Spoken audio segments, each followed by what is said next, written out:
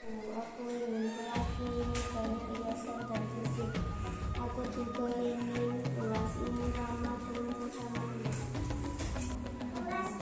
Dan bukalah matamu, saatnya meraih mimpimu.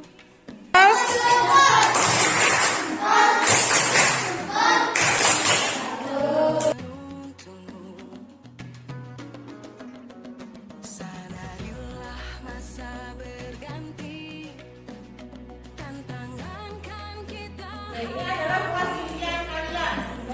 Ini ya, coba saya bacakan tadi ada yang dibacakan ya. Kelas impianku, tenang, tidak berisik, tapi bersih, ramah, bersama teman, indah dan ceria. Ini banyak sekali mencapai ini. Di kelas ini memiliki kekurangan dan kelebihan yang berbeda. Ini adalah sketsa pikiran saya untuk kelas ini. Apa saja? Memiliki kebiasaan yang tertib. Oke. Meja kursi tertata rapi. Oke. Setiap meja terdiri atas nama masing-masing. Menyukai kebersamaan. Memiliki pikiran yang bagus. Oke, bagus. Ada lagi. Aku ingin kelas bersih. Aku ingin yang ceria. Aku ingin kelas yang tidak bersih. Oke. Nah, itu tadi adalah kelas impian kalian, gitu loh. Nah, untuk mewujudkan kelas impian ini, bukan semua merta langsung jadi. Kelasnya langsung indah, langsung tidak berisik, langsung kebersamaannya bagus, tidak seperti itu. Tapi harus ada hal-hal yang kita usahakan, ya. Kita harus berusaha juga untuk mewujudkannya, seperti halnya mewujudkan kita harus berusaha. Kalau mau cita-citanya berhasil, kalian harus apa? Berjuang, berusaha. Dengan apa sih kalau anak-anak itu kalau mau meraih cita-cita? Belajar. Nah, untuk mencapai kelas impian kita, hari ini kita akan lanjutkan dengan membuat keyakinan atau kesepakatan kelas. Nah, keyakinan atau kesepakatan kelas ini nanti akan atau harus kita taati, ya. Kita harus mematuhi dan kita menaatinya. Nah, oleh karena itu nanti saya minta kalian untuk menuliskan kesepakatan kelas apa yang akan kita gunakan di kelas ini.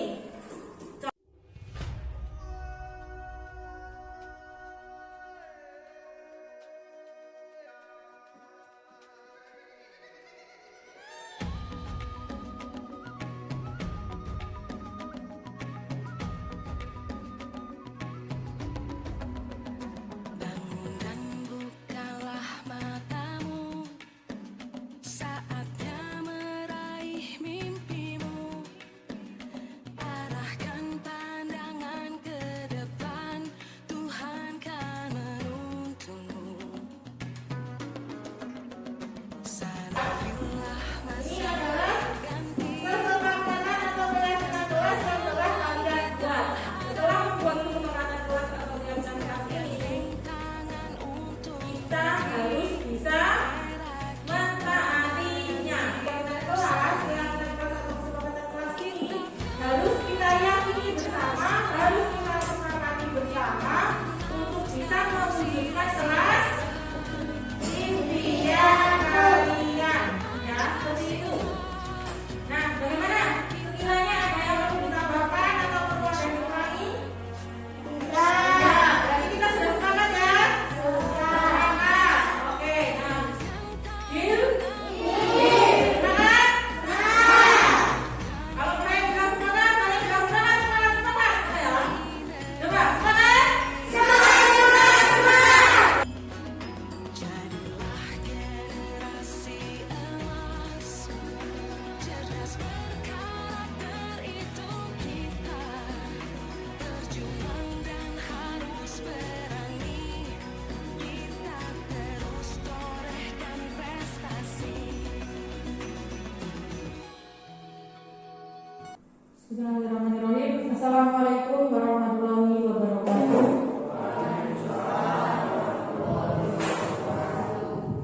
Yang terhormat Bapak Sukanto selaku Kepala Sekolah SDN 1 Wates dan Bapak Ibu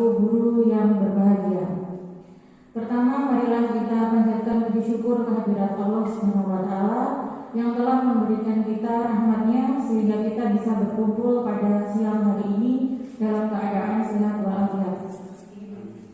Tak lupa salawat serta salam marilah tetap tercurah kepada junjungan kita Nabi Agung Muhammad Sallallahu Alaihi Wasallam yang kelak kita nantikan syafaatnya di yaumul qiyamah. Allahumma amin. Saya juga ingin mengucapkan terima kasih kepada Bapak Sukanto dan juga Bapak Ibu Guru yang telah berkenan siang hari ini untuk meluangkan waktunya untuk mendengarkan pengimbasan budaya positif pada materi pendidikan guru penggerak yang saya jalani. Acara hari ini santai saja nih Pak Bu, karena kita di sini masih sama-sama belajar, saya pun juga sama-sama belajar. Kita langsung mulai saja. Sebelum itu saya ingin mengucapkan sebuah salam yang biasa kami gunakan di guru penggerak untuk ketika kita melakukan video conference atau ketika kita melakukan pertemuan. Saya ingin mengucapkan salam dan bahagia. Nanti Bapak Ibu menjawab salam gitu ya. Salam dan bahagia. Salam. Nah, salam dan bahagia. Kenapa salam dan bahagia? Salam dan bahagia ini merupakan salam yang selalu diucapkan oleh Bapak Pendidikan Indonesia, yaitu Ki Hajar Dewantara ketika beliau masuk di kelasnya di taman siswa. Salam dan bahagia ini berisikan doa dari seorang guru, di mana beliau berdoa bahwa agar muridnya itu selalu sehat, selamat dan selalu bahagia. Itulah kenapa kami di Guru Penggerak selalu menggunakan kata salam dan bahagia. Berikut adalah tujuan dari pengimbasan budaya positif hari ini. Yang pertama yaitu memahami paradigma stimulus respon versus teori kontrol. Yang kedua, memahami konsep disiplin positif dihubungkan dengan teori motivasi perilaku manusia. Yang ketiga, memahami pentingnya keyakinan kelas sebagai fondasi dan tujuan sebuah sekolah atau kelas yang akan menjadi landasan dalam memecahkan konflik di kelas atau di sekolah. Yang keempat, memahami kebutuhan dasar manusia. Yang kelima, memahami 5 posisi kontrol dan menerapkan disiplin restitusi di posisi monitor dan manajer. Yang keenam, memahami restitusi sebagai salah satu cara menanamkan disiplin positif pada murid sebagai bagian dari budaya positif di sekolah. Nah, ini adalah pokok bahasan kita, cukup padat, ada 6 materi yang akan saya sampaikan. Yang pertama adalah perubahan paradigma, yang kedua adalah arti disiplin dan 3 motivasi perilaku manusia, yang ketiga keyakinan kelas, yang keempat adalah kebutuhan dasar manusia, yang kelima posisi kontrol, dan yang keenam adalah segitiga restitusi. Namun sebelum itu saya ingin menyampaikan sedikit terkait pendidikan menurut Ki Hajar Dewantara.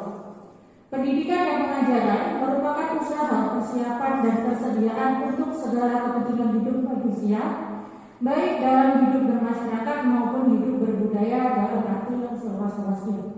Pendidikan bukan saja membekali siswa dengan pengetahuan yang kelak bermanfaat untuk hidupnya, namun juga merupakan proses untuk membangun sebuah peradaban suatu bangsa.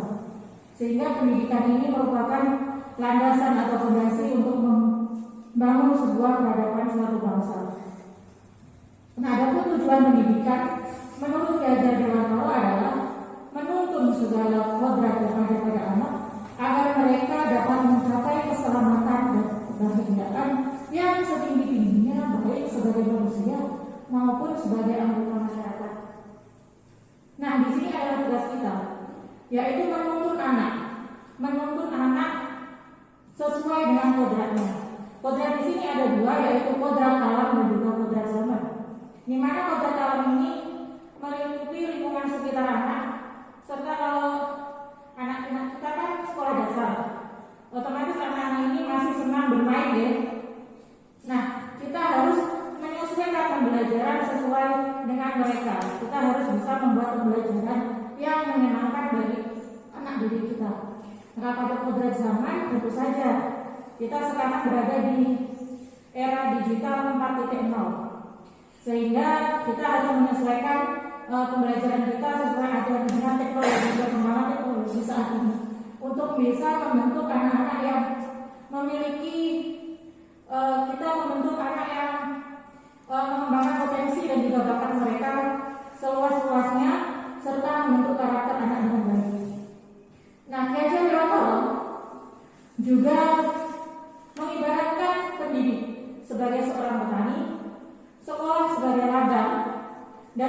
didik adalah benih yang ditanam oleh petani itu.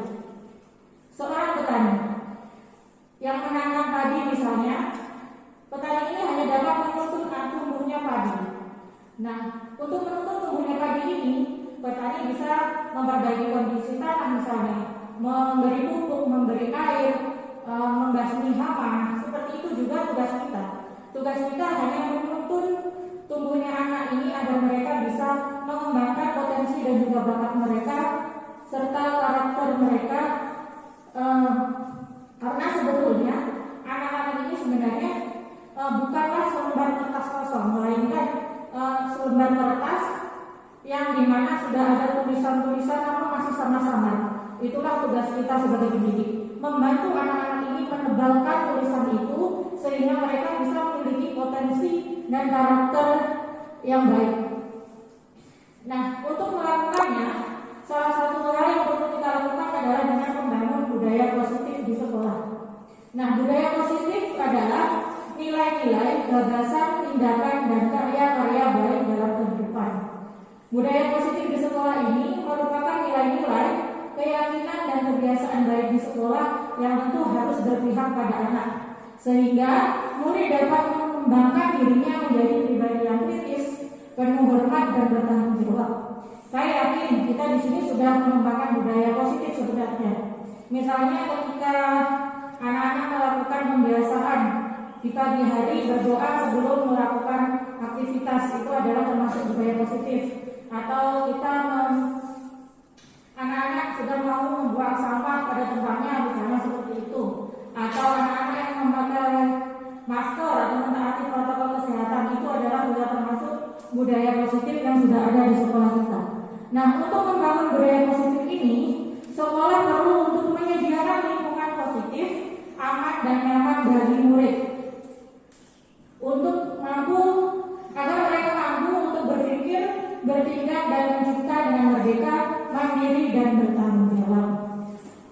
Nah, nanti pada akhirnya ketika kita sudah bisa menciptakan budaya positif di sekolah, kita nanti akan mampu untuk menciptakan anak-anak yang memiliki karakter yang baik, terutama karakter yang diidam-idamkan oleh Kementerian Pendidikan saat ini, yaitu siswa yang memiliki karakter profil pelajar Pancasila. Bapak Ibu sudah pernah mendengar profil pelajar Pancasila ya? Sudah. Profil pelajar Pancasila itu merupakan profil di mana pelajar di Indonesia itu diharapkan nanti ketika bertindak selalu bercermin pada profil pelajar Pancasila. Nah, ini profil pelajar Pancasila itu ada 6, yaitu yang pertama beriman bertakwa kepada Tuhan yang Maha Esa dan berakhlak mulia, mandiri, bernalar kritis, berkebinekaan global, bergotong royong dan juga kreatif. Inilah yang harus kita bentuk nantinya, Bapak Ibu. Lalu kita sekarang akan masuki materi yang pertama, yaitu perubahan paradigma stimulus respon lawan teori kontrol. Nah, saya minta Bapak Ibu di depannya sudah ada kertas berwarna hijau. Sudah ada kertas berwarna hijau ya. Nah, kertas itu bayangkan satu hal yang paling berharga yang Bapak Ibu miliki. Bayangkan satu hal, bisa benda, bisa orang, atau apapun itu. Bayangkan satu hal yang paling berharga dan Bapak Ibu takut untuk kehilangan itu. Tuliskan di situ. Satu saja tuliskan.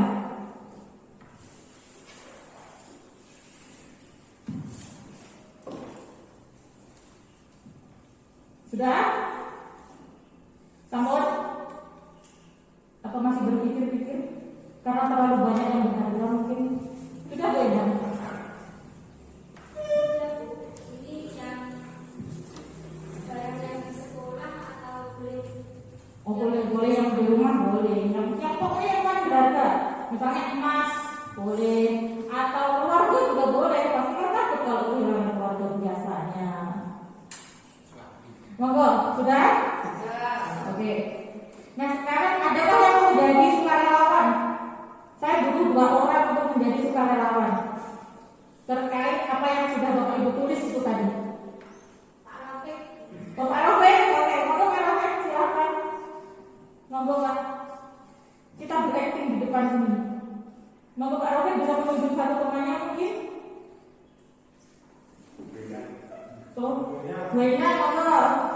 Beri kelas dulu buat para peserta mereka. Oke. Nah, di sini nanti ya, di sini aja Bu, nggak apa-apa.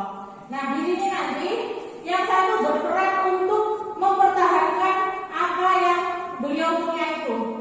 Kan berharga kalau jadi harus dipertahankan. Yang satu berniat untuk merebut. Nah, siapa yang mau mempertahankan, siapa yang mau merebut? Oh, pertahankan. Oh, semua dua-duanya mempertahankan. Oh, semua dua-duanya mempertahankan. Sulit-sulit aja nggak apa-apa. Siapa yang menang boleh tahu dulu. Oh, menang boleh memilih Bu berarti. Ini apa Pak? Oke, mempertahankan. Oke. Sekarang genggam atau genggam yang kuat atau genggam yang kuat pokoknya digenggam aja. Iya. Kan itu yang pakai gitu loh. Genggam yang kuat monggo Bu, silakan diminta Bu. Monggo boleh merayu, boleh menggoda. Pak Rafiq,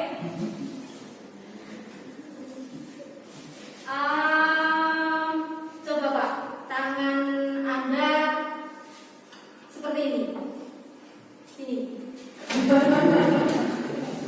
Ini 5 menit. Pak Rafiq kan berolahraga. Ya. Nah, Pertahankan loh Pak. coba Pak Rafiq ketika mau mengambil bola bagaimana?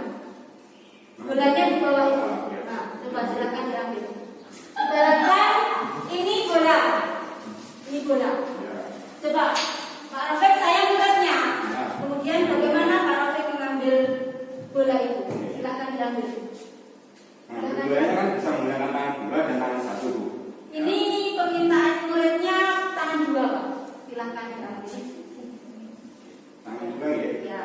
Nah, tangan dua bisa menggunakan jari-jari. Coba bagaimana Pak? Seperti itu. Nah, Oh iya. bisa. Terus diserahkan ke muridnya. Muridnya. Tergantung Pak Rofi itu mau mempertahankan atau tidak. Monggo. Karena mempertahankan kan meskipun diambil dan paksa ya, kita tetap mempertahankan apa yang sudah kita miliki. Gitu. Berarti tidak harus diambil ya? Tidak. Oh. Berhasil atau tidak gitu. Berarti Mungkin dirayu bisa. tapi saya boleh tahu nggak apa isinya itu dulu? Boleh Pak. Isi tulisannya. Coba Pak. Ya nanti kalau sudah selesai baru kita Oh tanya. gitu. Tidak boleh berarti sekarang. Ya. Jadi tidak berhasil. Berarti Pak Jadi, Rafiq yang berhasil saya mempertahankan. Iya. Yang Bu Enggar Berhasilnya mengambil. belum berhasil yang beda. saya belum berhasil mengambil. Iya. Di dalam genggaman tuh. Iya. Sudah. Sudah, berarti Bu Enda gagal meminta apa yang dimiliki oleh Pak Rafiq. Atau Pak kira-kira Pak kok perlu dipertahankan sekali itu? Boleh lihat? Nanti aja bisa. Oke, nanti aja. Kok anak cinta kan? Mencurigakan itu. Oke, terima kasih buat Bu Enda dan Pak Rafiq. Nah, itu tadi adalah contoh bahwa kita itu tidak bisa mengontrol orang lain. Artinya Pak Rafiq tetap mempertahankan apa yang dia punya. Karena seseorang itu pada dasarnya hanya bisa mengontrol diri mereka sendiri.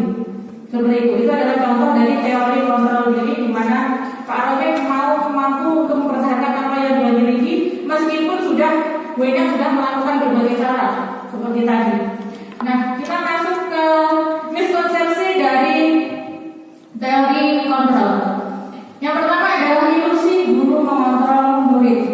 Seperti tadi sudah dicontohkan Wena dengan Pak Rafiq ya, yang satu mempertahankan, yang satu berusaha memintanya. Nah, pada dasarnya setiap orang itu tidak bisa dikontrol oleh orang lain. Seperti halnya dengan murid kita sendiri, murid kita itu juga tidak bisa kita kontrol, walaupun mereka itu mematuhi apa yang kita minta. Misalnya kita meminta murid kita melakukan sesuatu, mereka mematuhinya. Itu bukan berarti kita mampu untuk mengontrol mereka, tapi itu melainkan itu adalah murid kita yang sedang ingin kita kontrol. Seperti itu.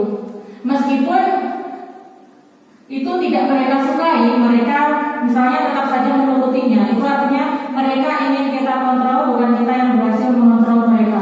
Yang kedua adalah ilusi bahwa semua penguatan positif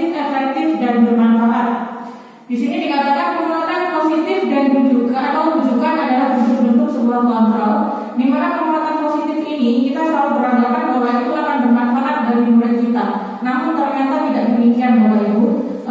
Pada dasarnya nanti kalau mereka tahu kalau mereka itu diberi hadiah misalnya, ketika mereka nanti tidak diberi hadiah atau tidak diberi penguatan positif, mereka tidak akan mau berusaha. Yang ketiga adalah ilusi bahwa kritik dan membuat orang merasa bersalah dapat menguatkan karakter. Ini yang sering terjadi, bahwa kita merasa bahwa ketika kita mengkritik atau membuat anak itu merasa bersalah, itu akan menguatkan karakter mereka. Tapi ternyata tidak demikian, karena itu justru akan membuat identitas gagal bagi murid, atau mereka akan cenderung minder, merasa buruk tentang diri mereka seperti itu. Yang keempat adalah ilusi bahwa orang dewasa memiliki hak untuk memaksa.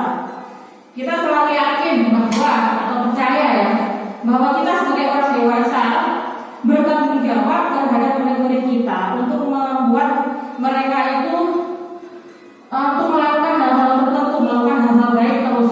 Nah, ada kalanya kita cenderung memaksa ketika melakukan itu.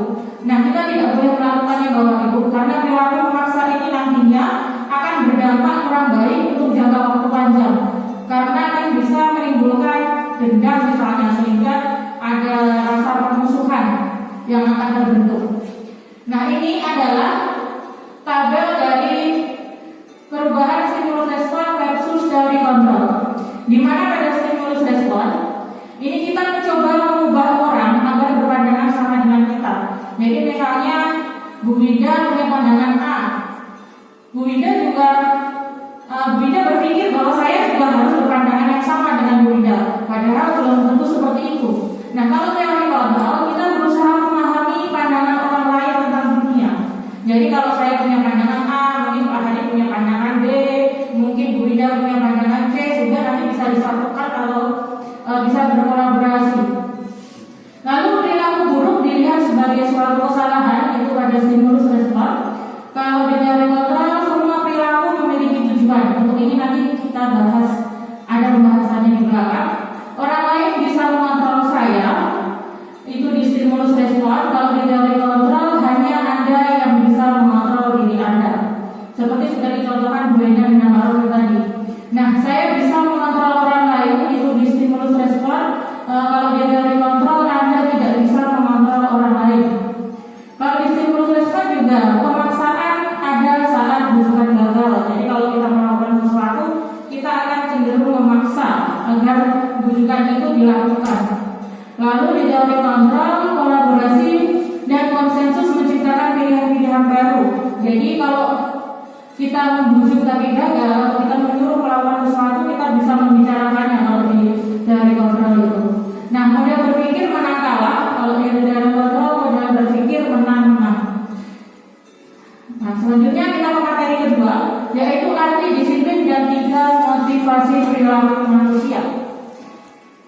Coba, apakah makna disiplin? Kalau ada mendengar kata disiplin, kira-kira yang terlintas di kepala Anda apa Bapak Ibu?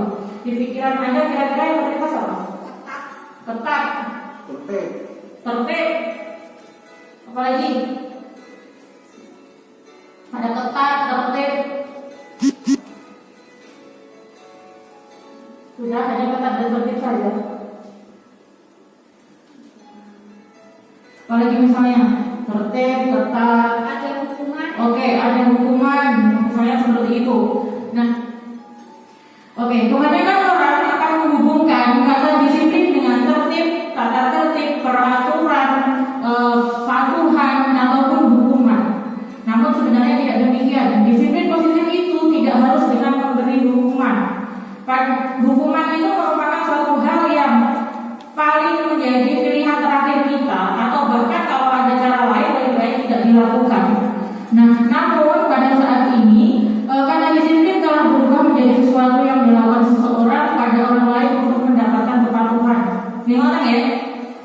Kecenderungan umum adalah menghubungkan kata disiplin dengan ketidaknyamanan. Otomatis kalau anak dihukum, biasanya mereka akan merasa tidak nyaman, bukan dengan apa yang kita hargai atau mencapai suatu tujuan yang mulia.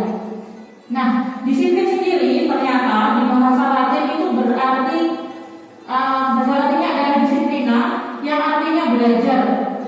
Dimana kalau dihubungkan dengan anak-anak, ini anak belajar untuk patuh misalnya, atau anak belajar untuk belajar dari kesalahan mereka, anak belajar untuk menghormati dan juga menghargai hal seperti itu. Nah, disiplin diri membuat orang menggali potensinya menuju sebuah tujuan apa yang dihargai. Disiplin ini yang diharapkan nanti ketika budaya positif sudah timbul, itu adalah disiplin yang berasal dari dalam diri atau intrinsik, kesadaran diri kita untuk selalu bertanggung jawab terhadap apa yang kita lakukan, sehingga kita akan selalu berpikir untuk melakukan yang lebih baik dan lebih baik. Nah, ini sejalan dengan pemikiran dari Ki Hajar Dewantara, di mana beliau menyatakan bahwa untuk mencapai kemerdekaan atau dalam konteks pendidikan kita saat ini, untuk menciptakan murid yang merdeka, syarat utamanya adalah harus ada disiplin yang kuat. Disiplin yang dimaksud adalah disiplin diri yang memiliki motivasi internal. Seseorang yang memiliki disiplin diri berarti mereka bisa bertanggung jawab terhadap apa yang dilakukannya, karena mereka mendasarkan tindakan mereka pada nilai-nilai kebajikan yang universal. Nah, ini adalah 3 teori motivasi perilaku manusia yang diutarakan oleh Dian Dosen dalam bukunya Restructuring School Discipline. Ada 3. Yang pertama adalah untuk menghindari ketidaknyamanan atau hukuman. Untuk menghindari ketidaknyamanan hukuman ini terjadi jika seseorang itu cenderung menghindari suatu masalah karena mereka menghindari hukuman. Contohnya misalnya ketika anak datang terlambat, lalu mereka mendapatkan hukuman untuk berlari di lapangan. Anak-anak yang nantinya pada esok harinya anak-anak akan berangkat lebih pagi, tapi itu karena ada hukuman atau karena ketidaknyamanan yang ada. Mereka akan bertanya-tanya apa yang akan terjadi apabila saya tidak melakukannya. Nah, ini adalah masih termasuk motivasi eksternal, karena ini berdasarkan kalau ada hukuman, kalau tidak ada hukuman mereka tidak akan disiplin seperti itu. Nah, yang kedua adalah untuk mendapatkan imbalan dari orang lain atau mendapatkan penghargaan. Misalnya kalau anak ini patuh, dia diberi hadiah seperti itu. Nah, dia merasa apa ya yang saya dapatkan kalau saya melakukan A, apa yang saya dapatkan kalau saya melakukan B, misalnya seperti itu. Jadi ini juga masih motivasi eksternal, karena kalau nanti dia tidak mendapatkan sesuatu, dia juga tidak akan mau melakukan disiplin pada akhirnya. Nah, yang ketiga adalah untuk menghargai diri sendiri, menjadi insan sesuai harapan kita. Di sini yang memiliki motivasi ini, dia akan berkata saya akan menjadi orang seperti apa bila saya melakukannya. Nah, ini adalah motivasi yang sudah berasal dari dalam diri. Jadi sudah bersumber dari dirinya sendiri untuk menghargai dirinya. Nah, ini adalah motivasi atau tujuan dari disiplin positif yang harus kita lakukan. Nah, tujuan disiplin positif adalah untuk menanamkan motivasi yang ketiga pada murid-murid kita, yaitu untuk menjadi orang yang mereka inginkan dan menghargai diri sendiri dengan nilai-nilai yang mereka percaya. Ketika murid-murid kita memiliki motivasi tersebut, mereka telah memiliki motivasi intrinsik yang berdampak jangka panjang, motivasi yang tidak akan berpengaruh pada adanya hukuman atau hadiah. Jadi sudah bersumber dari dalam diri mereka sendiri. Mereka akan tetap berperilaku baik dan berdasarkan nilai-nilai kebajikan karena mereka ingin menjadi orang yang menjunjung nilai-nilai tersebut. Nah, untuk itu salah satunya kita bisa melakukannya dengan cara membuat keyakinan kelas. Cara pertama untuk membuat disiplin yang positif adalah dengan membuat keyakinan kelas. Nah, di sini ada beberapa lingkaran, di mana di sini adalah peraturan. Nah, peraturan ini biasanya yang membuat adalah kita, ya. Kita tidak melibatkan anak-anak ketika membuat peraturan ini. Nah, peraturan ini harus kita ubah menjadi sebuah keyakinan kelas. Karena kalau keyakinan kelas itu, anak-anak akan lebih yakin dan bertanggung jawab terhadap apa yang akan mereka lakukan. Lalu setelah keyakinan kelas ini dibuat dan bisa berjalan dengan baik, akan mampu menciptakan lingkungan yang positif. Nah, kalau lingkungannya sudah positif, otomatis akan tercipta budaya yang positif. Nah, di sini ada keyakinan kelas. Mengapa keyakinan kelas bukan peraturan saja? Coba saya ingin bertanya, mengapa ada peraturan harus menggunakan helm bila mengendarai kendaraan roda 2? Kira-kira kenapa kita harus menggunakan helm kalau kita pakai kendaraan roda 2?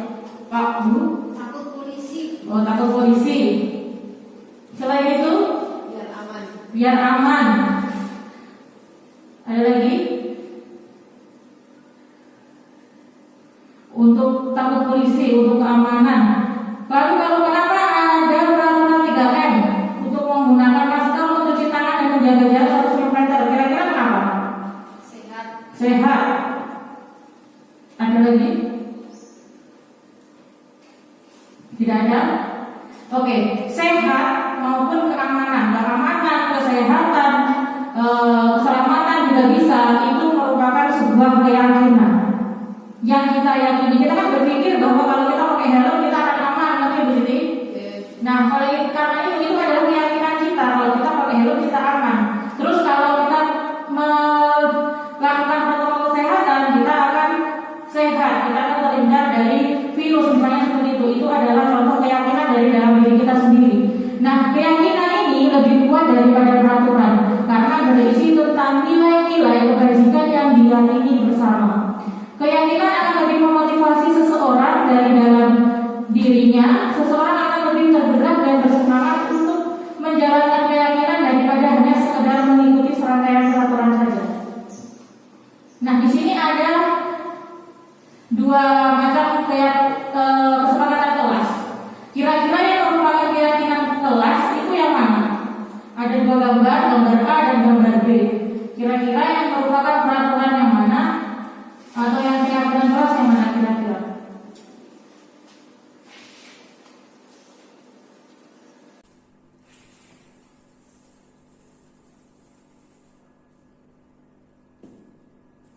Kira-kira yang merupakan keyakinan kelas yang mana?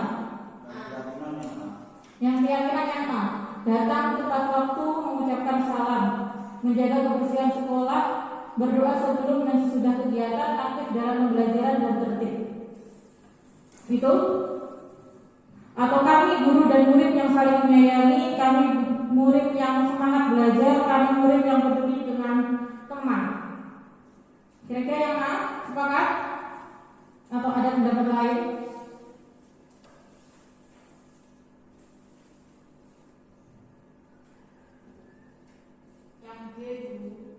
Yang B atau yang A? Oh gitu, berbeda pendapat jadi ya. Nah, yang merupakan keyakinan kelas di sini ini adalah yang B. Kalau yang A ini masih berupa peraturan, datang tepat waktu, mengucapkan salam, menjaga kebersihan, ini masih termasuk kesepakatan kelas yang berupa peraturan. Nah, kalau yang di kesepakatan kelas ini kata-katanya lebih luas. Atau misalnya kami guru dan murid yang saling menyayangi. Nah, menyayangi di sini ini itu masih bisa diterjemahkan. Misalnya saling menyayangi ini bisa diterjemahkan seperti tidak bertengkar dengan teman. Pokoknya di dalamnya itu di dalamnya itu ada kesepakatan-kesepakatan lain, jadi bisa diterjemahkan. Saling menyayangi di sini contohnya seperti rukun dengan teman, seperti itu, seperti tidak bertengkar dengan teman, itu adalah contoh dari saling menyayangi. Nah, kalau kami murid yang semangat belajar, ini juga bisa diterjemahkan. Semangat belajar itu seperti apa? Seperti misalnya aktif dalam pembelajaran atau tidak lupa mengerjakan tugas, seperti itu. Nah, kalau yang C, kita murid yang peduli dengan teman. Murid yang peduli dengan teman ini contohnya misalnya temannya tidak bawa pensil, misalnya dia meminjami, itu artinya bentuk kepedulian kepada temannya. Ini adalah berupa keyakinan kelas karena memiliki kata-kata yang lebih positif daripada yang ini. Nah, ini adalah tabel contoh peraturan dan keyakinan kelas atau nilai kebajikan yang dituju. Misalnya selalu kembalikan buku ke tempatnya, itu adalah bentuk peraturan. Kalau keyakinan kelasnya bisa seperti tanggung jawab misalnya. Lalu dilarang mengganggu orang lain. Nah, ini bisa keyakinan kelasnya menghormati orang lain dan diri sendiri. Lalu hadir di sekolah 15 menit sebelum pembelajaran. Ini bisa seperti menghormati orang lain, komitmen pada tujuan. Nah, dilarang melakukan kekerasan, misalnya ini berhubungan dengan keselamatan, menghormati orang lain. Kalau dilarang menggunakan narkoba, itu keyakinan kelas atau nilai kebajikan yang dituju, misalnya seperti kesehatan. Nah, bergantian atau menunggu giliran, ini bisa menghormati orang lain dan kesabaran. Kalau peraturan gunakan masker, nah ini bisa berhubungan dengan kesehatan dan keselamatan. Namun kata-katanya juga tidak harus seperti ini, Bapak Ibu. Nah, di sini adalah contoh pembentukan keyakinan kelas. Nah, keyakinan kelas bersifat lebih abstrak, artinya bisa diterjemahkan tadi daripada peraturan yang lebih rinci dan konkret. Kalau peraturan itu lebih rinci, lebih konkret. Nah, kalau keyakinan itu lebih abstrak atau masih bisa mengandung nilai-nilai yang lain. Keyakinan kelas berupa pernyataan-pernyataan universal. Pernyataan keyakinan kelas senantiasa dibuat dalam bentuk positif. Contohnya, jangan berlari di koridor, misalnya seperti itu. Kalau itu adalah bentuk peraturan. Nah, kalau keyakinannya kita bisa membuat dengan cara yang lebih positif, yaitu berjalanlah di koridor, misalnya seperti itu. Nah, keyakinan kelas sebenarnya tidak terlalu banyak sehingga mudah diingat dan dipahami oleh warga kelas. Lalu keyakinan kelas sebaiknya sesuatu yang dapat diterapkan di lingkungan tersebut. Artinya kita harus melihat lingkungan sekitar anak ya, lingkungan kelas kita seperti apa. Nah, semua warga kelas sebenarnya ikut berkontribusi dalam pembuatan keyakinan kelas lewat kegiatan curah pendapat. Nah, ini yang penting, kita harus melibatkan anak. Jadi ketika membuat keyakinan kelas, kita itu harus membuatnya bersama anak, bukan kita yang membuatnya. Kalau kita yang membuatnya itu namanya peraturan. Tapi kalau kita membuat bersama anak, itu artinya keyakinan, atau nantinya anak-anak akan meyakini apa yang telah kita buat bersama-sama. Nah, yang terakhir, bersedia meninjau kembali keyakinan kelas dari waktu ke waktu. Ini hubungannya kalau misalnya ada pelanggaran atau apa, setelah adanya keyakinan masih ada pelanggaran atau apa, itu bisa kita tinjau bersama anak, apakah keyakinannya perlu ditambah atau ada yang perlu diperbaiki. Nah, di sini adalah contoh keyakinan kelas. Misalnya di kelas 1, setiap anggota kelas perlu belajar, misalnya seperti itu.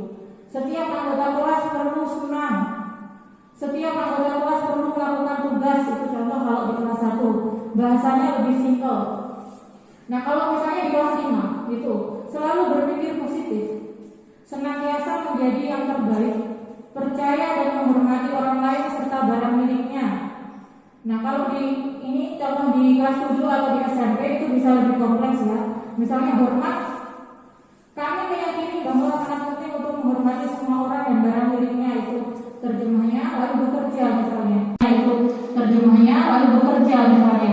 Di sini kami meyakini bahwa sangat penting untuk mengerjakan segala pekerjaan atau mengikuti kegiatan yang telah ditugaskan.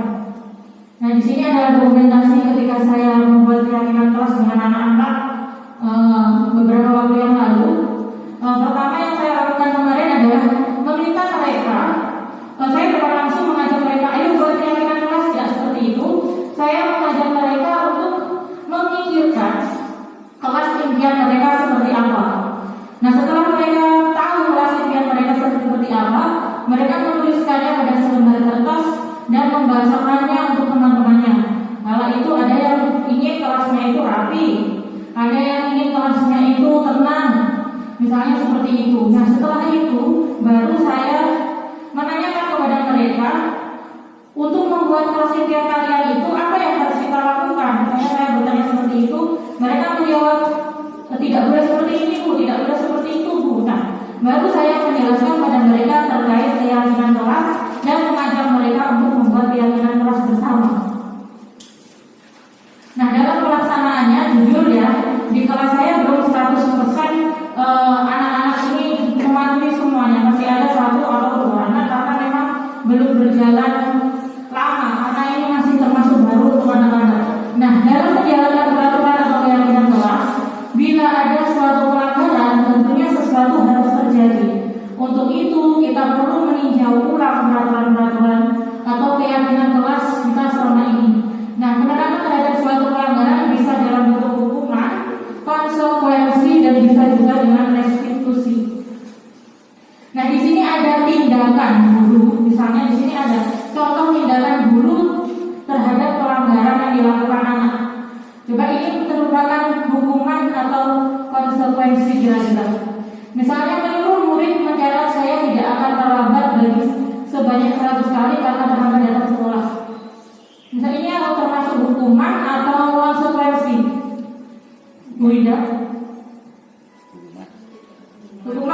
konsekuensi? Kira-kira kalau kata-katanya menyuruh murid mencatat, saya tidak akan terlambat bagi sebanyak 100 kali karena terlambat datang ke sekolah. Kira-kira apa ini? Hukuman. Benar, ini adalah hukuman karena anak diminta untuk mencatat karena dia datang terlambat. Nah, yang selanjutnya, menyuruh murid lari mengelilingi lapangan basket 2 kali karena terlambat hadir di sekolah. Kira-kira ini apa? Hukuman. Benar, ini adalah hukuman. Meminta murid push up sebanyak 15 kali karena ke sekolah tidak memakai masker. Hukuman juga. Nah, meminta murid mengganti kertas tugas teman yang dicoret-coret.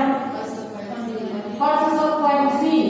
Nah, kalau meminta murid membersihkan tumpahan air di meja karena tempat minum tersenggol. Konsekuensi. Karena mereka harus bertanggung jawab terhadap apa yang dilakukannya ya. Meminta murid tidak mengenakan sepatu seharian di sekolah karena sepatunya tidak berwarna hitam. Hukuman. Nah ini, menyuruh murid lari mengelilingi lapangan basket sebanyak 2 kali karena terlambat ikut pemanasan saat pelajaran PJOK. Kira-kira ini konsekuensi atau hukuman? Hukuman. Hukuman. Ya. Hukuman lari 2 kali karena terlambat ikut pemanasan pelajaran PJOK. Konsekuensi. Konsekuensi ini adalah bentuk konsekuensi karena ada pelajaran PJOK di sini. Anak itu kan tertinggal ikut pemanasan kan. Jadi konsekuensinya dia harus berlari sendiri. Nah itu, ini adalah konsekuensi. Nah ini tadi, lalu selanjutnya ini adalah perbedaan hukuman dan konsekuensi. Nah hukuman adalah sesuatu yang menyakitkan, itu harus terjadi seperti disuruh menulis tadi. Lalu kalau konsekuensi sesuatu harus terjadi akibat dari tindakan yang dilakukan ya. Lalu kalau hukuman membuat anak sakit fisik maupun hati untuk jangka waktu yang lama. Nah yang konsekuensi membuat anak merasa tidak nyaman dalam jangka waktu pendek. Yang ketiga, hukuman juga membuat anak membenci kedisiplinan. Ya kalau konsekuensi anak menghargai disiplin atau mereka mau bertanggung jawab nantinya. Hukuman itu bersifat paksaan. Kalau konsekuensi bersifat stimulus dan tanggapan. Lalu kalau hukuman mendorong anak menyakiti diri sendiri, kalau konsekuensi mendorong anak agar dapat menyesuaikan diri. Nah kalau hukuman konsep diri yang buruk akan menanamkan konsep diri yang buruk pada anak. Kalau di konsekuensi akan menanamkan konsep diri yang baik. Nah di hukuman anak juga akan belajar menyembunyikan kesalahan. Ini biasa terjadi, anak itu kalau dihukum terus-menerus mereka akan cenderung berbohong terhadap kesalahan mereka. Kalau di konsekuensi anak akan belajar untuk mematuhi peraturan yang ada. Lalu di hukuman juga ada rasa marah, rasa bersalah, dipermalukan dan merasa tidak dihargai. Itu kalau di hukuman. Kalau konsekuensi anak akan kehilangan haknya, dibuat tidak nyaman dan diasingkan namun hanya untuk sementara waktu ketika anak itu sudah bertanggung jawab, misalnya menumpahkan air, ketika sudah dibersihkan anak itu juga sudah akan kembali lagi seperti biasa. Nah di sini adalah hukuman, sanksi dan restitusi. Di tabel ini hukuman ini akan membentuk identitas gagal bagi murid. Tapi kalau di sanksi atau konsekuensi dan restitusi, untuk restitusi akan dibahas nanti di yang ke-6 tadi ya. Identitasnya akan berhasil atau sukses dan bisa membentuk disiplin pada anak. Nah selanjutnya adalah kebutuhan dasar manusia. Jadi setiap tindakan yang kita lakukan itu merupakan cara kita untuk memenuhi kebutuhan dasar manusia. Kebutuhan dasar itu apa saja? Kebutuhan dasar itu ada 5, yaitu kebutuhan untuk bertahan hidup atau survival. Kebutuhan yang kedua cinta dan kasih sayang atau love and belonging. Yang ketiga kebebasan atau freedom. Yang keempat kesenangan, fun. Yang kelima penguasaan atau power. Nah ini adalah kebutuhan dasar manusia. Jadi kebutuhan dasar kita juga kebutuhan dasar dari murid kita. Nah jika seorang anak itu melakukan sebuah tindakan yang salah misalnya, itu sebenarnya adalah salah satu bentuk atau cara mereka mereka yang gagal mereka penuhi. Nah, mereka cenderung akan melakukan kesalahan kalau mereka melakukan kesalahan itu adalah untuk memenuhi kebutuhan dasar mereka. Nah, kebutuhan dasar itu seperti ini, kebutuhan dasar untuk bertahan hidup. Ini berhubungan dengan fisiologis. Untuk bertahan hidup misalnya seperti kesehatan, rumah, dan makanan. Kalau cinta dan kasih sayang itu adalah kebutuhan untuk mencintai dan meliputi kebutuhan akan hubungan dan koneksi sosial atau terkoneksi dengan orang lain, baik itu dengan teman, keluarga, pasangan hidup, teman kerja, bahkan binatang peliharaan dan kelompok di mana kita tergabung. Itu adalah bentuk dari cinta dan kasih sayang. Atau mereka ingin menjadi bagian dari suatu kelompok. Yang ketiga adalah kebebasan atau freedom. Nah, ini adalah kebutuhan untuk kemandirian, otonomi, memiliki pilihan dan mampu mengendalikan arah hidup seseorang. Di mana orang yang memiliki kebutuhan kebebasan yang tinggi, orang ini akan cenderung suka mencoba-coba hal-hal baru, tidak terlalu terpengaruh orang lain dan senang mencoba hal baru dan menarik. Kalau kesenangan, tentu saja ini berhubungan untuk mencari kesenangan, misalnya seperti bermain dan tertawa. Kalau penguasaan, ini adalah power, di mana mereka ingin dihargai terhadap prestasi mereka atau keterampilan kita didengarkan dan memiliki rasa harga diri. Oke, di sini saya ada sebuah kasus dari Bu Ambar dan muridnya Doni. Nanti saya minta bantuan untuk memecahkannya. Nah, Bu Ambar, guru wali kelas 2A di SD Pelita Hati, sedang bingung menghadapi ulah salah satu murid di kelasnya, yaitu Doni. Beberapa anak di kelas 2A telah datang padanya dan mengeluhkan Doni yang seringkali meminta bekal makan siang mereka dengan paksa. Jika anak menghadapi situasi seperti Ibu Ambar, apa yang akan Anda lakukan? Menurut Anda, kira-kira apa alasan Doni melakukan itu? Nah, nanti di sini akan ada 5 buah jawaban Doni yang berkaitan dengan kebutuhan dasar tadi. Nah, misalnya apabila Doni menjawab bahwa Doni ketika ditanya Ibu Ambar menjawab karena ia lapar dan orang tuanya tidak membawakan bekal makan siang. Kira-kira itu tadi untuk memenuhi kebutuhan dasarnya yang apa? Bertahan. Kebutuhan untuk ada dari fisiologis. Apa tadi namanya? Survival, betul. Untuk memenuhi kebutuhan dasarnya yaitu untuk bertahan hidup atau survival. Nah, bila Doni menjawab bahwa alasannya mengambil bekal temannya adalah karena ia merasa senang terhadap temannya jadi memperhatikan dia, dan ketika temannya melaporkan tindakannya itu, bu guru akan memberitahu orang tuanya sehingga orang tuanya jadi memperhatikan dia. Ini adalah kebutuhan cinta, kasih sayang atau love and belonging. Nah, lalu selanjutnya yang ketiga, apabila jawaban Doni adalah dia bosan dengan bekal makan yang dibawakan ibunya dari rumah karena ibunya selalu membawakan bekal yang sama. Oleh karena itu dia ingin mencoba makanan teman-temannya yang beraneka ragam. Dia suka coba-coba. Apa kira-kira ini? Survival, love and belonging, freedom, fun, atau power? Freedom atau fun kira-kira? Dia ingin mencoba hal baru. Freedom atau kebebasan. Dia ingin mencoba hal baru. Lalu kalau apabila Doni menjawab bahwa ia melakukannya karena iseng saja dan ia menikmati ekspresi wajah teman-temannya yang kesal karena makanannya diambil, menurutnya itu lucu, fun, benar, atau kesenangan. Dia itu senang kalau temannya itu kesal sama dia. Nah, mungkin kita sering melihat murid-murid kita yang seperti ini ya.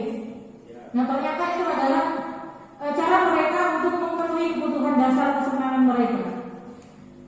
Yang terakhir, apabila Doni menjawab bahwa ia merasa hebat karena temannya jadi takut dengan dia dan menuruti keinginannya. Kira-kira apa? Power, berkuasa, dia ingin penguasaan. Nah, di sini juga ada kasus lain.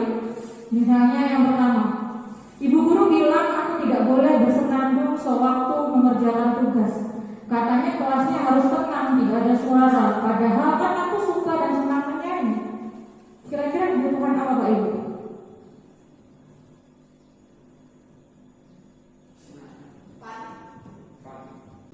Guruku tidak menyapaku hari ini padahal aku pakai jepit rambut baru. Biasanya ini kelas 1. Sering seperti itu.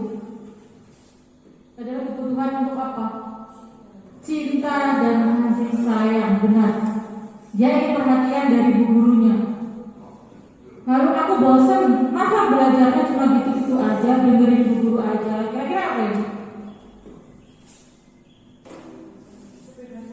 Kebebasan, benar. Ini adalah freedom.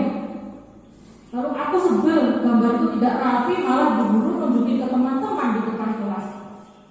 Ini kira-kira apa? Dia merasa kesal karena gambar dia itu ditunjukkan gurunya di depan kelas. Padahal dia itu nggak mau gambarnya, dia rasa gambarnya itu nggak rapi. Kira-kira ini bentuk kebutuhan apa yang dia rasakan?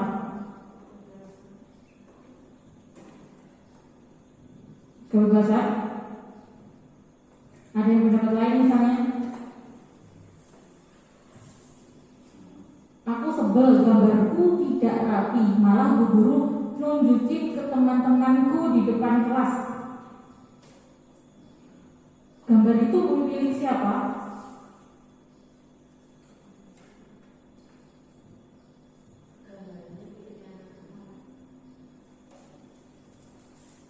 Pan, kesenangan, kebebasan, cinta kasih sayang, survival, atau power?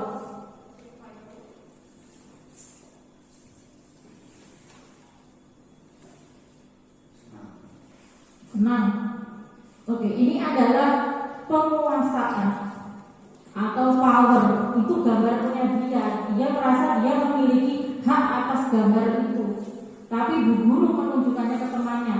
Dia kurang suka seperti itu. Ini adalah bentuk penguasaan.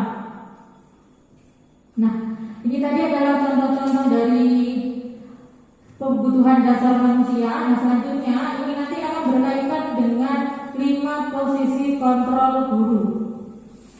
5 posisi kontrol guru ini meliputi guru sebagai penghukum, guru sebagai pembuat orang merasa bersalah, teman, monitor atau pemantau, dan juga manajer. Sebagai seorang penghukum, seorang penghukum bisa menggunakan hukuman fisik maupun verbal. Guru seperti ini senantiasa percaya hanya satu cara agar pembelajaran bisa berhasil adalah cara guru tersebut. Nah, guru ini sering berkata, patuhi aturan saya atau awas, atau kamu selalu saja salah, selalu yang terakhir selesai. Dia akan menggunakan nada tinggi atau cenderung seperti memaki seperti itu. Nah, dampaknya justru siswa akan sering mengulangi kesalahannya karena nanti siswa itu berpikir bahwa paling-paling saya nanti dimarahi, paling-paling saya nanti dibentak seperti itu. Lalu selanjutnya yaitu membuat orang merasa bersalah. Nah, posisi ini biasanya guru akan bersuara lembut. Dia akan membuat muridnya itu merasa bersalah dengan cara berkata seperti, ibu sangat kecewa sekali denganmu, atau berapa kali bapak harus memberitahu kamu ya, atau gimana coba kalau orang tua kamu tahu kamu berbuat begini. Nah, dampaknya pada anak jika kita melakukan hal ini adalah anak akan merasa rendah diri, atau anak akan justru minder, atau merasa dirinya itu buruk seperti itu. Nah, yang ketiga adalah teman. Guru di posisi ini dia akan berupaya mengontrol murid melalui persuasi. Nah, ini bisa menjadi sebuah hubungan antara guru dan siswa bisa berbentuk negatif maupun positif. Nah, kalau positif di sini berupa hubungan yang baik antara guru dan murid. Misalnya guru pada posisi teman, dia akan berkata, ayolah bantu demi bapak ya, misalnya seperti itu. Atau ayo ingat tidak bantuan bapak selama ini.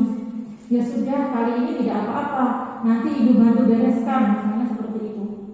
Namun pada posisi ini juga bisa berdampak negatif bagi anak, karena bila suatu saat guru tersebut tidak membantunya atau tidak memperhatikannya misalnya, dia akan merasa kecewa terhadap guru tersebut, sehingga anak ini tidak mau lagi berusaha. Lalu hal-hal yang timbul, anak ini akan merasa bahwa dia itu hanya mau bertindak untuk guru-guru tertentu atau yang dia merasa dia berteman dengannya. Kalau guru-guru yang lain yang dia rasa bukan temannya, dia tidak akan mau menurut, misalnya seperti itu. Nah, anak-anak cenderung akan lemah, tidak mandiri dan juga tergantung pada posisi kontrol guru sebagai teman. Selanjutnya adalah sebagai pemantau. Di sini pemantau yaitu berarti mengawasi. Nah, pada saat kita mengawasi, kita akan bertanggung jawab atas perilaku orang yang kita awasi. Posisi pemantau berdasarkan pada peraturan dan konsekuensi. Dengan menggunakan sanksi dan konsekuensi, kita dapat memisahkan hubungan pribadi kita dengan murid sebagai seorang yang menjalankan posisi pemantau. Nah, biasanya guru ini akan berkata peraturannya apa yang telah kamu lakukan, atau sanksi atau konsekuensinya apa, dia akan berkata seperti itu. Nah, guru pada posisi ini akan mengandalkan penghitungan catatan data yang dapat digunakan sebagai bukti atas perilaku seseorang. Dampaknya pada siswa akan menitik beratkan pada sanksi atau hadiah untuk dirinya. Lalu pada posisi manajer ini, di mana guru akan bersama murid atau mempersilahkan murid untuk mempertanggungjawabkan perilakunya, mendukung murid agar dapat menemukan solusi atas permasalahannya sendiri. Nah, pada posisi ini murid diajak untuk menganalisis kebutuhan dirinya maupun kebutuhan orang lain. Nah, di sini menekankan bukan pada kemampuan membuat konsekuensi, namun dapat berkolaborasi dengan murid bagaimana memperbaiki kesalahan yang ada. Guru pada posisi ini akan berkata bahwa apa yang kamu yakini ini nanti berhubungan dengan keyakinan kelas yang dibuat di kelas. Lalu apakah kamu meyakininya? Jika kamu meyakininya, apakah kamu bersedia memperbaikinya? Misalnya seperti itu. Nah, tugas dari seorang manajer bukan untuk mengatur perilaku seseorang, tapi membimbing murid untuk dapat mengatur diri mereka. Jadi murid diajak berdiskusi untuk ini. Nah, seorang manajer bukan memisahkan murid dari kelompoknya, tapi mengembalikan murid tersebut ke kelompoknya dengan lebih baik dan kuat. Dampaknya pada siswa akan mampu mengevaluasi diri, bagaimana cara memperbaiki dirinya. Nah, pada disiplin positif ini Bapak Ibu, kita ini diharapkan bisa menerapkan posisi manajer kepada anak-anak. Namun, dalam praktik penerapan disiplin sehari-hari, kita juga bisa kembali ke posisi teman atau pemantau, karena kadang-kadang murid yang ditangani itu belum mampu diajak untuk berdiskusi. Kita bisa berupaya dengan menjadi teman mereka atau pemantau. Namun perlu disadari bahwa tujuan akhir dari 5 posisi kontrol seorang guru adalah mencapai posisi manajer, di mana di posisi inilah murid dapat menjadi pribadi yang mandiri, merdeka dan bertanggung jawab atas segala perilaku dan sikapnya yang pada akhirnya dapat menciptakan lingkungan yang positif, nyaman dan aman. Nah, ini adalah tabelnya, tabel perbedaannya. Kalau penghukum dan pembuat merasa bersalah, ini hubungan dengan motivasi disiplin tadi, yaitu tentang menghindari hukuman. Lalu kalau di teman dan pemantau itu akan mengharapkan imbalan dan ketergantungan pada orang atau ketergantungan pada orang lain. Kalau identitas berhasil, ini adalah kontrol diri atau sudah ada dalam diri siswa-siswa dibantu untuk mampu menyelesaikan masalah mereka. Nah, coba Bapak Ibu di sini, kira-kira siapa yang mengatakannya? Posisi kontrolnya sebagai apa? Misalnya saya kecewa sekali dengan kamu. Itu tadi sebagai apa Bapak Ibu kira-kira? Penghukum, membuat merasa bersalah, atau pemantau, atau teman, membuat merasa bersalah. Oke, benar. Nah, kalau kamu tidak pernah benar melakukannya, kira-kira kamu itu nggak pernah benar melakukannya, kira-kira ini adalah posisi kontrol guru, yaitu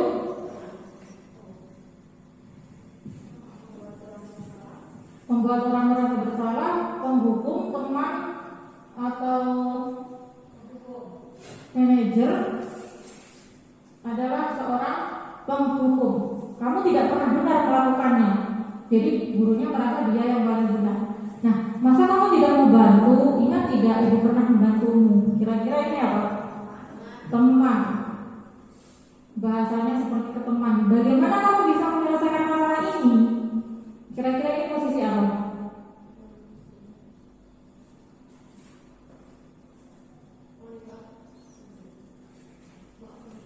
Iya betul, monitor atau manajer. Maaf, ke atasan harusnya agak bawah sedikit. Anggap saja lurus nih. Selanjutnya, kamu tidak akan mendapat bintang bila tidak menyelesaikan tugas. Menghukum? Kamu tidak akan mendapatkan bintang bila tidak menyelesaikan tugas.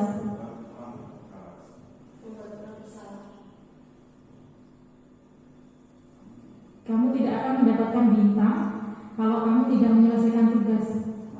Di sini berhubungan dengan konsekuensi. Kalau kamu tidak menyelesaikan tugas, berarti kamu tidak akan mendapatkan bintang. Kira-kira ini apa? Pemantau.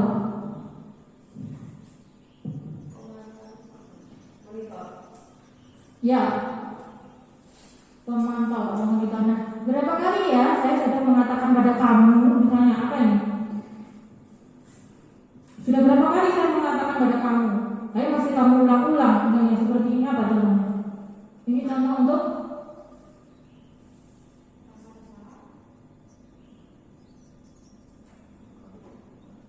berapa kali ya saya sudah mengatakan kepada kamu?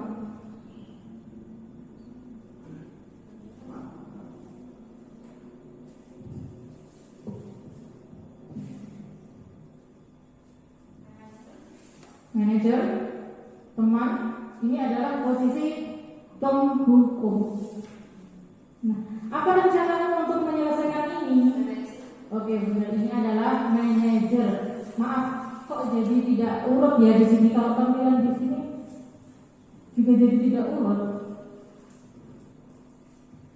Oke, nah selanjutnya materi ketiga yaitu materi terakhir yaitu segitiga restitusi. Ini materi terakhir Bu, masih semangat ya? Lanjut ya? Semangat? Masih semangat? Oke, lanjut. Yes. Oke, apa itu restitusi? Nah, restitusi adalah proses menciptakan kondisi bagi murid untuk memperbaiki kesalahan mereka sehingga bisa kembali ke kelompok mereka dengan karakter yang lebih kuat. Restitusi nih, restitusi. Ya, masih asing. Saya pertama kali waktu di guru penggerak juga masih asing. Nah, ini juga pengertian restitusi lagi. Restitusi juga adalah proses kolaboratif yang mengajarkan murid untuk bisa mencari solusi dari suatu masalah, membantu murid berpikir tentang orang seperti apa yang mereka inginkan dan bagaimana mereka harus memperlakukan orang lain. Nah, restitusi ini membantu murid untuk lebih memiliki tujuan, disiplin positif dan memulihkan dirinya setelah berbuat salah. Ada 3 tahapan nanti, yaitu menstabilkan identitas, validasi tindakan yang salah, dan menanyakan keyakinan. Ini adalah 9 ciri restitusi. Yang pertama yaitu restitusi itu bukan untuk menebus kesalahan, tetapi untuk belajar dari kesalahan. Yang kedua, restitusi akan membantu memperbaiki hubungan. Yang ketiga, restitusi itu adalah tawaran, bukan paksaan. Yang keempat, menuntun untuk melihat ke dalam diri atau juga dibantu untuk mengevaluasi dirinya. Yang kelima, mencari kebutuhan dasar yang mendasari tindakan. Ini hubungannya dengan 5 kebutuhan dasar tadi. Yang keenam adalah cara untuk memperbaiki diri. Yang ketujuh adalah fokus pada karakter, bukan tindakan. Yang kedelapan adalah fokus pada solusi. Yang kesembilan, mengembalikan murid yang berbuat salah pada kelompoknya. Setelah kita menemukan solusinya bagaimana, murid ini akan dikembalikan ke kelompoknya. Ini adalah segitiga restitusi. Bentuk segitiga restitusi seperti ini. Nah, ini segitiga restitusi ada 3 tindakan, yaitu menstabilkan identitas, validasi tindakan yang salah, dan menanyakan keyakinan. Nah, ketika anak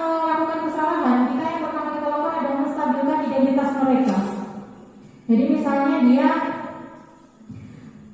telat datang sekolah misalnya, jadi kita stabilkan identitas mereka dulu. Pasti kan merasa takut ya, kalau telat sekolah biasanya mereka akan takut dulu. Nah, jadi kita bisa mengatakan setiap orang pasti pernah melakukan kesalahan, jadi kita stabilkan dulu anaknya biar dia tenang dulu. Nah, setelah itu baru kita validasi tindakan yang salah itu apa, tindakannya yang salah itu kita validasi dulu. Nah, kamu tentu punya alasan kenapa kamu melakukannya, kenapa kamu terlambat sekolah, nah misalnya seperti itu, kita bisa tanyakan seperti itu. Nah, setelah kita validasi tindakannya, kita akan menanyakan keyakinan yang kita buat, misalnya keyakinan kelas apa yang sudah kamu langgar, misalnya seperti itu.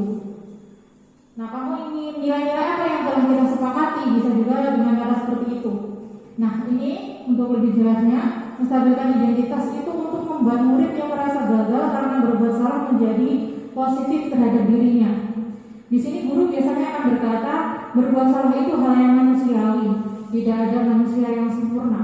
Bapak Ibu juga pernah berbuat salah, misalnya seperti itu. Nah, kalau untuk validasi tindakan yang salah, ini akan membantu murid untuk mengenali basic need, apa yang mereka inginkan atau kebutuhan mereka itu apa yang ingin dipenuhi ketika melakukan kesalahan itu. Misalnya memukul teman, misalnya dia itu ingin diperhatikan gurunya karena saya merasa tidak diperhatikan bu guru hanya memperhatikan si Bu Novi aja, misalnya seperti itu. Nah, guru akan berkata, kamu bisa saja akan melakukan hal yang lebih buruk tapi kamu tidak melakukannya kan. Contohnya kalau anak misalnya datang terlambat, bisa aja yang lebih buruk kan dia nggak jadi sekolah, dia kan bisa kabur pulang. Jadi kan kalau dia tetap datang ke sekolah itu sudah poin plus. Lalu kamu pasti punya alasan kenapa melakukannya. Apa yang penting bagi kamu, misalnya seperti itu. Lalu untuk selanjutnya setelah validasi tindakan dilakukan, kita akan menanyakan keyakinan, yaitu murid melihat kesalahannya dihubungkan dengan nilai-nilai kebajikan yang diyakininya untuk yang mendasari manusia berinteraksi dengan orang lain. Apa nilai-nilai untuk percaya, misalnya nilai-nilai kebajikan atau keyakinan apa yang telah kita sepakati.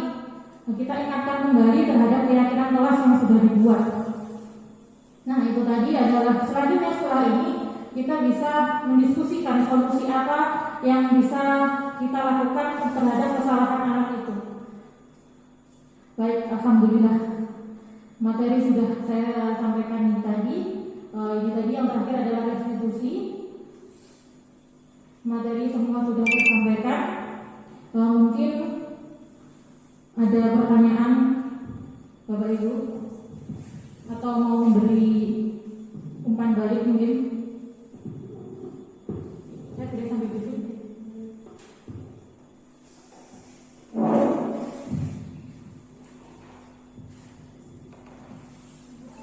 Monggo, ada pertanyaan misalnya.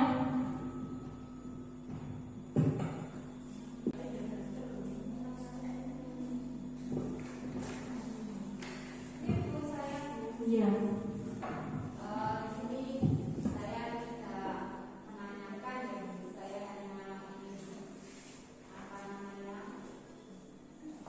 menyampaikan bahwa tentang kegiatan pembebasan ya, dengan pembebasan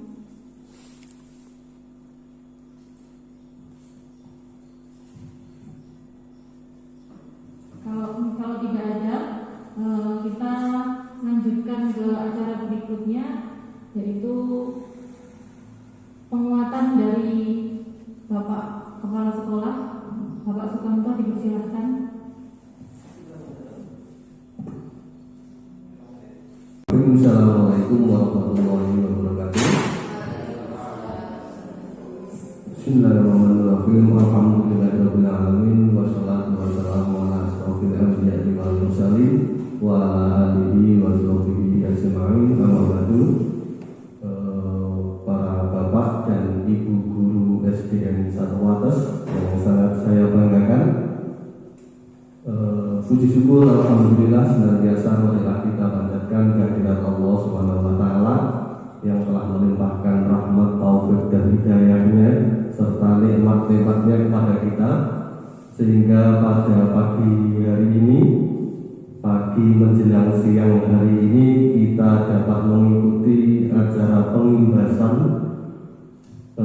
yang dilakukan oleh salah satu teman guru kita, yaitu Bu Intan, yang merupakan salah seorang guru penggerak di Kabupaten Ponorogo dalam keadaan sehat walafiat. Selawat dan salam semoga selalu tercurah limpahkan kepada junjungan kita Nabi besar Muhammad SAW, Nabi akhir zaman, Nabi yang sangat kita harapkan bantuan dan syafaatnya nanti di yaumul kiamat. Amin amin ya rabbal alamin. Baik Bapak dan Ibu guru yang saya banggakan, baru saja kita mendengarkan, menyimak dan memperhatikan paparan dan paparan yang panjang lebar dari teman kita, yaitu Bu Intan. Seperti yang saya sampaikan tadi, beliau adalah salah seorang guru penggerak yang ada di Kabupaten Ponorogo, khususnya di SDN Satu Wates. Kita patut berbangga kepada beliau dengan semangatnya yang luar biasa. Pagi hari ini menggunakan atau pagi hari ini mengangkat tema budaya positif. Menarik sekali Bapak Ibu, temanya budaya positif diterapkan di sekolah kita. Sangat berkaitan erat dengan tugas sehari-hari kita, yaitu menciptakan suasana dan kondisi yang positif kepada anak didik kita agar kita mampu membawa mereka, putra-putri kita, menuju tujuan pendidikan, yaitu mencapai keberhasilan dan kebebasan serta kesuksesan. Saya berharap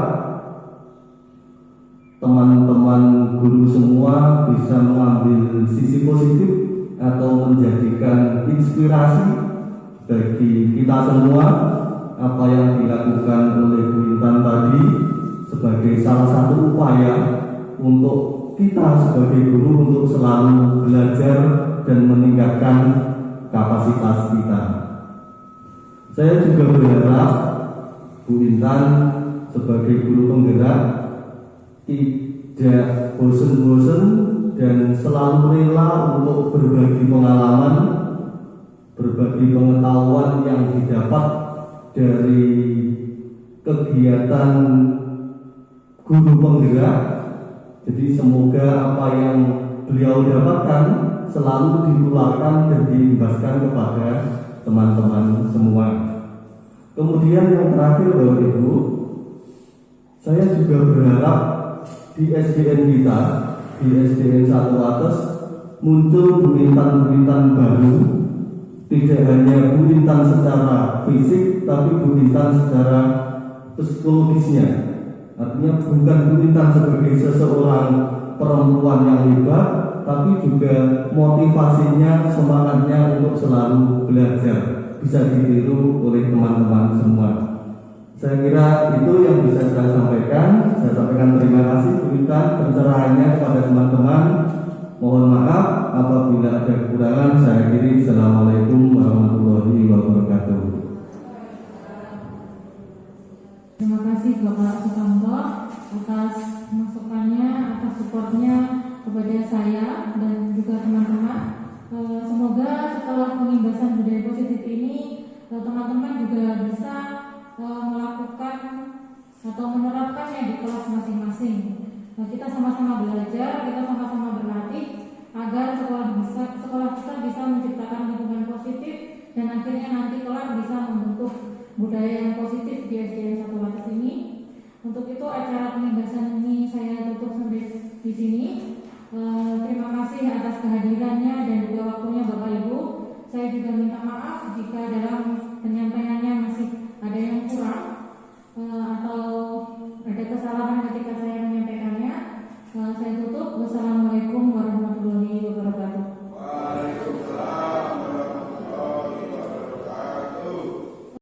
Assalamualaikum warahmatullahi wabarakatuh. Di sini saya akan menyampaikan hasil dari penindasan bulanan kemarin. Tentang penindasan kemarin, saya banyak belajar dan mendapatkan pengetahuan yang awalnya saya belum tahu, menjadi tahu dan paham. Saya menjadi lebih semangat dalam kegiatan pembelajaran di sekolah dan akan menerapkannya budaya positif. Terima kasih.